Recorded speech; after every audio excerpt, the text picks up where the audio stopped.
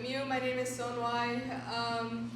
Wakayuta, I'm Hualapai and Hopi, freshly 25, so I'm just a young little tadpole. I have no professional experience on the water. This will be my first season as a river guide for Hualapai River Running Motor Crew. I am the only representative from that crew, but today I'd like to talk about, well, first I'd like to announce that I am not speaking on behalf of the tribe, I'm just a tribal member, but in self-determination and our sovereignty fight and just getting our water rights as a whole was a fight that I had to bring myself up in education, and that's not something that was taken lightly. That was something that was just, I was born into. Bennett briefly mentioned my great-grandfather, my maternal great-grandfather. His name was Emmett Bender. Through his guidance and my other uncles and aunties, I was fortunate enough to be a bird dancer. And as a bird dancer, I traveled around and I was able to learn how to network in different communities. And from those different communities, I found myself in leadership positions as a young girl. As a young girl, I found myself in pageantry and carried a few titles. And from those titles comes responsibility of being an ambassador. And as an ambassador, as a young girl for my tribe, I have had experience and opportunities from the corporation, which is Grand Canyon Resort Corporation, who is our partner for the tribe that owns and operates on the West Rim. And so way back in 2014, 2013, I was Miss Teen Hualapai, and at that time we were still in conversation about partnering with a foreign company out in Enshi, China. And so David Jin, who was our first investor for Grand Canyon West, had verbally promised to have a partnering conjunction relationship with Enshi, China. And so from that, I, as an Earth ambassador, or not an Earth ambassador, as a tribal ambassador, they sent me to China for like 2 weeks. And as I was like 12, 13 years old, talking to mayors, talking to council members, talking to all of these business corporate officials at meetings that I barely understood. And so as I grew into my adult age, going into college, my background is with communications, so I have a lot of experience with fostering leadership development for youth across indigenous communities.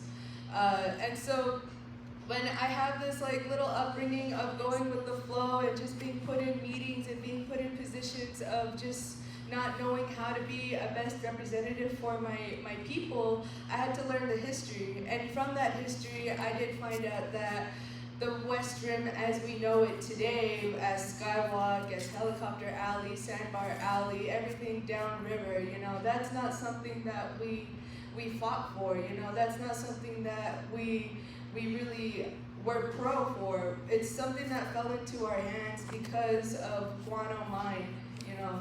The guano mine fell apart, and from that mining, we were just kind of given something that we didn't really know how to handle at the time.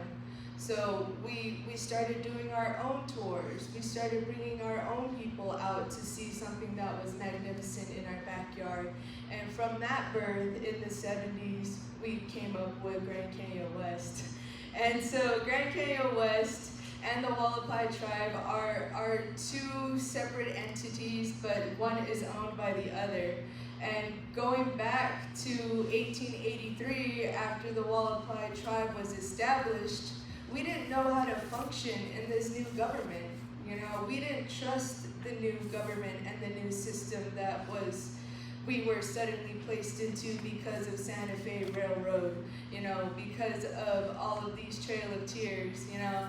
So for 60 years, we didn't even have a tribal council. We didn't even have a chief, an official legislative government to make decisions for us. And our first council didn't come about until like the 1940s, 1950s. And from those leaders in the 50s up until the 60s, we were being bombarded with well, we weren't being bombarded, we were being excluded and not excluded from these conversations about Bridge Canyon and the Central Arizona Project. And all of these were being threats to our land. And when our people found wind of that, we had to suddenly get with the program. We had to suddenly accept this new government and formally establish ourselves as a functioning people. So we finally elected our first council member, and we finally elected our first tribal councils. And from that first decision in the 60s, we were fighting to stay at a table that had no seats for us. You know, we had to go and determine and demand that we be included in these conversations. You know, that's our land, and we had to fight to make a seat. We had to fight to make a table at these conversations. And so when Bridge Canyon was the talking point of Hualapai land that ultimately gave us the choice to flood or not flood our land. And in order to keep our good standing in these networking circles, at one point or another, the tribe was pro-dam. You know, we did support Bridge Canyon in one time because we knew that potential economic benefits would benefit our people. And thankfully that did not fall through. Because of that, now we have River Left. You know, River Left took a lot of years for Hualapai to keep our seats, you know. So in that fight for self-determination, we also had to struggle with our sovereignty and being pushed out of these conversations because nobody thought we were worth the conversation. Nobody thought we were smart enough to understand the proposal.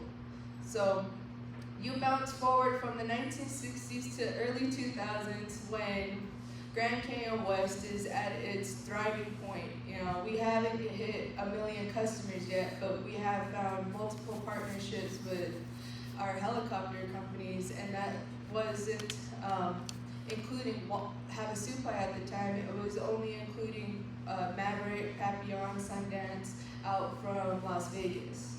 And so because of mining, because of a dam, because of all of these new electric kind of proposals, Hualapai didn't know the conversations we were getting ourselves into, but we learned the conversations that we were involved in, and that was going with the flow.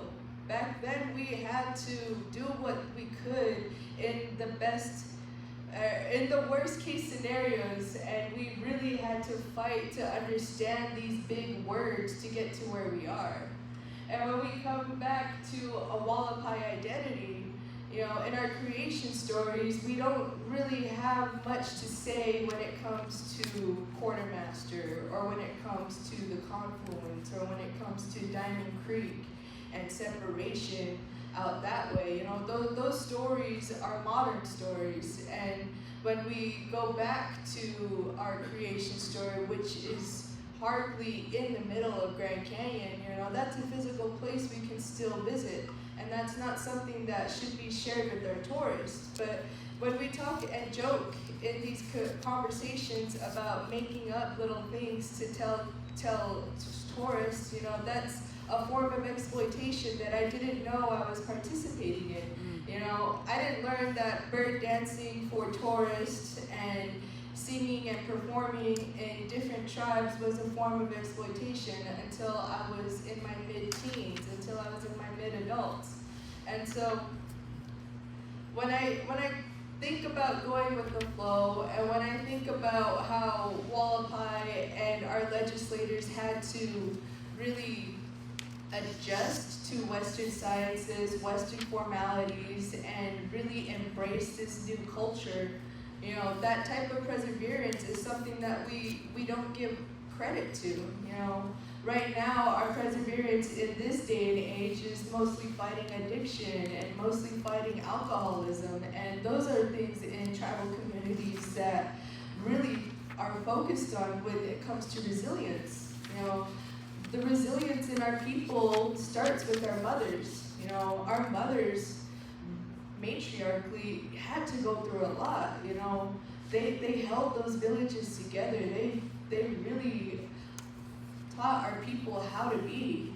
And when we go with the flow in this new day and age, and as our new administration is trying to push our nonprofits out and silence our voices when it comes to conservation, you know, I think that we can all take a lesson when it comes from tribal governance, you know, that even though it seems like our voices are small, you know, together we're mighty.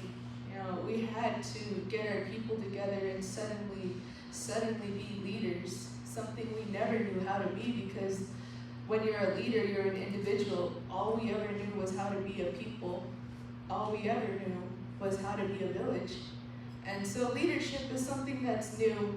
It's a new culture, and that's something that's very hard for people in our communities to take responsibility to. That's something that I'm learning to take responsibility for, you know? We always talk about how we need native river guides on the water, and it's been taboo for women, native women, to be down on that water. But I'm pushing boundaries by doing what I can, you know, even though it's hard work, it's a man's job, you know, that's a wicked career to be down here for a whole season. And I praise everybody who has paved the way for me to get here, you know. When Bennett talked about his mother growing up down at Mohawk Canyon, that's my paternal grandmother, and I talk about measuring the rocks and the years in grandmothers because there's only 3 generations in between each grandmother. So for my grandmother to have only been 1 grandma away pre-dam, her grandma got to live a beautiful life. And I remember hearing stories about how it would take days on a horse and a wagon just to get to the market. And that's something that she was alive to tell me in person. And for me to be alive and talk about what it was like for my tribal government to get to where we are today in terms of water rights, in terms of land issues, in terms of fighting for Haka'ama or Haka'wa. You know, that's Haka'wa was Wikia and the lithium fight a few years ago, and then Haka'ama is Colorado River, our backbone. And so I'm here as a young girl talking to many people who have years and years of experience on me, but I'm also telling you to get with the program, you know, embrace what's happening, you know, go with the flow and fight for what you think is right, you know? Mom, I'm kidding.